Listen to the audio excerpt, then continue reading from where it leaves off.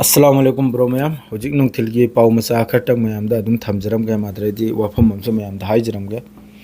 याम फजना ma'am ने support तो बिरी थैंक्स नी मैम पुन मक्की यूट्यूब तो होइगेरा फेसबुक तो होइगेरा अइना होजिक फेसबुक तो थांगलिसिजु बस रील खक्तनी ईरान अमसुंग इजराइल होजिक की अमेरिका सिगी मतंग सिदा ईरान अमसुंग अमेरिका से होजिक पूरा हाई अलर्ट ने हाई अलर्ट ओइबगी मतुंग इन्ना बैकडोर दा अतोप कंट्री ना लान से लेपना भाईने यामना कन्ना चेंदना होटने न पावदुबदी थोकलेको अदुगु मनुंगदा करी हाइनरिमनो असिदि खंगदेको करी अबदि अरांगसु अरब के पावम थोकलेदो मतमसिदा तहोद्रदि मपांगल कलखरने बा अदुगु मै फिफम थोकलेदो अदुम लैखरे जो भी हो ईरान की मनाकता होजिक अमेरिका की एयरक्राफ्ट चंगलाइबा माद्रेदी अमा अमा जोतो मिडिल ईस्ट सिदा अमेरिका की बेस लेरि मखैसे ईरान की लोइमितेन शॉर्ट रेंज मिसाइल अमसुंग ड्रोन न लोइने लामफंग याबा असलेना वीडियो में नपलिसे सिगी हालत तो होइदोरमनि लानसे ओइरदि वीडियो में नपलिसे सिगी हालत तो ओइगदोरमनि मखोइगी हौजिके अब्राहम लिंकन ओइगेरा जेसा लिंकन ओइगेरा फलाना लिंकन ओइगेरा लोइने लुपकदोरमनि फारस की खारी सिदा फारसियन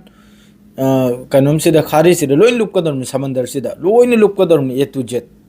सिमा लैरे करिगैबदि लानसे तौनुक्तादि हंदक्ति आर पार ओइदोरमनाबा अमेरिका हारी लिमिटेड वार तौने लिमिटेड करा नत्रे अनलिमिटेड ओइदोरमनि मान हौरगा ईरान लोइजलगदोरमनि लानसे सिम खंगलो ईरान से पूरा लायन नि सिम खंगो कई की जात नि मखोइसे कई सिंहो अदुगी जात नाबा कीबे जात तुना ताब मखोइसे लोइतेन दुनिया से द कीद्रिसे सियासी नाबा कीद्रिसे सियासी याम साथिन मी की दाबा इकोन सिदे लैबनि न खंगयाबा याम साथिन मी की दे मखोइसे सिबदसु की दे अल्लाह दमकत सिदोक की दाबो अदुम लैरे मादर दुई नंबर दा इसना खरना कमेंट तौरी ईरान बु लोइजलबबु इजराइल ने सेकेंड अमतने आई नोकनिंगी सिगी वफम से तारगा सिगुम कमेंट से उरगा आई नोकनिंगी सेंग ना हबदा याम साथिन नोकनिंगी करी की नोकनिंग ना हबदा हमास कराहारिसी खुजिंग खा गुंबनी खुजिंग खा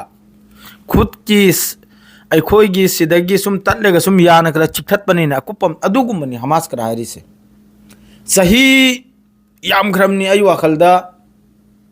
चाहिए अनिहुम काउबु काउर 7 अक्टूबर 2023 दायरे काइनोनी 24 25 चाहिए अहुम मरीनी ने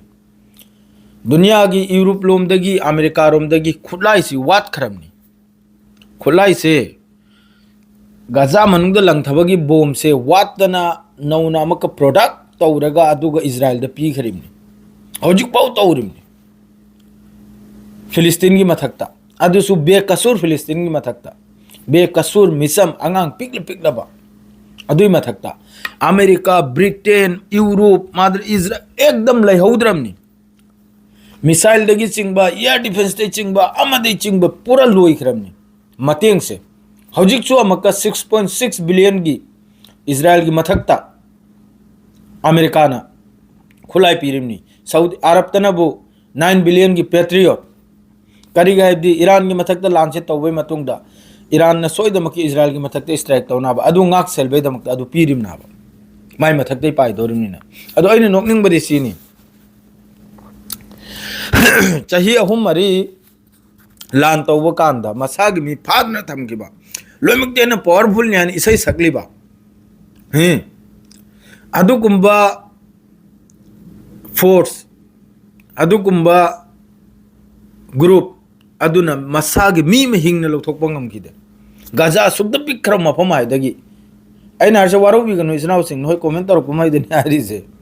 गजा है सुगद पिनाबा खुजिंग खा ने बुजिंग खा मी लिसिंग कुल कुंथ्रा गजा मनुंगदा अदुई मथकता इजराइल सिदा मोंग की टेक्निक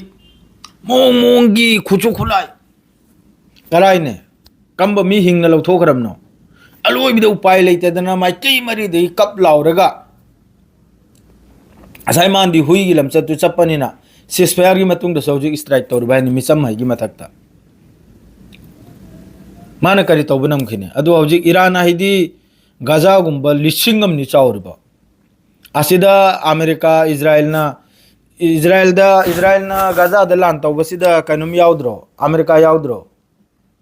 नुमितरानी थोइनी लान तौबसिदा अमेरिका याउद्रो अमेरिका की पेट्रियट माद्रेदी मखोई की थार क्रक तो कराइने करी तौबंगम ख्याबा सी हमास पु गजा बु सपोर्ट तो बोइवानते को नखोई मखैना दिंदोरा अखोई की पितीरी दो लोइमकेन पावरफुल कंट्री नाइना इंडिया नते ने ईरान है तो पनी ने इंडिया दा 50% लगाए रखपदा अखोई की पीएम खुलु खुदना कुल्लेगा चली ने ले उइने ईरान लेक लोय झुकी रोय कुनो दिनदा सिमा खंगु गजा सु झुकी रोय कतर अमसुंग अते ते इजिप्ट मखैना पेसार तौबदगी सिसफायर दु ओइकिदना मसागी मिम है हजु फाव बोल लान तौरमदि हजु फाव माय मिदु अम फाव हिंगना पुथोक पंगम लोइने फादन होस्टेजेस मखैदो चाही मरी मंगा लान तौबद फाव होस्टेजेस अम हिंगना लोथोक पनमदे अदुना ईरान बु सेकेंड एम दे तुम दौरिबा कराय दे लैरिम नोय कोक से कराय दे सादरिम नोय ज्ञान तादे कोक तो खजितंग लंगथौ पाव दु येंगु करी मोंग दो ओइखी गजा द लान तौबदा आईडीएफ की करी ओइखी आईडीएफ त कनानो यावरि दो लान तौदना अदु खंगु इसै सकनु माइकै मरिगी अदुरनी अले पमदे स्टेन लो अचुंबद लो कनाना चुमी कनाला लान हैना ईरान ने न्यूक्लियर सारे कै दौरे सुयाम सागरे जिदी असि मथक्तदी करिमता कनुम लेत्रबा और ईरान न सारोयगन भक्ता मयाम सेना कौ कौ तौबा यूरोप ओइगेरा माद्रेदी इजराइल ओइगेरा मागी साजरिम ने ईरान ने कराय दे अटैक तौर संगुदना खंददने यंगोबा अचुंबद चलोबा अचुंबद ईरान बु सपोर्ट तो हरिम नताबा मा मुस्लिम कंट्री ने अदु कंट्री ने मोलो दे करिमता अचुंबद रो मयाम सपोर्ट तो हरिम नि इजराइल दे यावर मी मख अंगांग अपि अपिकपा ममाय मबुक त लेबा अदु हतोक मी दु बुरो नखोने सपोर्ट तो रिसे अदु गुम मी दो अमेरिका ने इंडिया में थक 50% लगा रही 20% 30% अदुरो नखोने सपोर्ट तो रिसे अदु गिरो नखोना सुम खुरुम मिसे तौबीगनु कत्पीगनु अदुगुमदो अचुंबद अमतो ओइबतम खंगिब्रने असेंगबदा जेसा मफम दसु लालदी